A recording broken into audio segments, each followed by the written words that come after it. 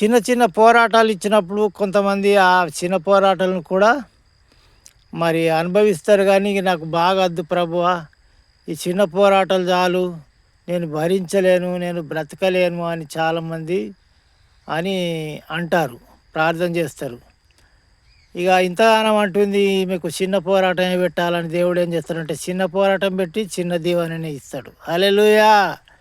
పెద్ద దీవెన రావాలంటే పెద్ద పోరాటాలను ఎదుర్కోవాలా, కన్నీళ్ళను ఎదుర్కోవాలా, శ్రమలను ఎదుర్కోవాలా. మరి ఎన్నో అవసరమైతే ఇంట్లో అకాల మరణాలు కూడా జరుగుతాయి, వాటిని కూడా ఎదుర్కోవాలా. అన్నిటిని ఎదుర్కొన్నప్పుడే అన్నిటిలో వెనుక దేవుడే ఉన్నాడు. దేవుడు ఇస్తాడు, దేవుడు ఇచ్చిండు, దేవుడు తీసుకుపోయిండు అని యోబు మహారాజు అన్నట్టు. అంటే పెద్ద దీవెనలు వస్తాయి. గుత్తులు గుత్తులుగా శ్రమలు వస్తే గుత్తులు గుత్తులుగా దీవెనలు వస్తాయని ఒక భక్తుడు అంటున్నాడు. అలాంటిగా ఎన్ని శ్రమలు వస్తే అన్ని దీవెనలు వస్తాయి.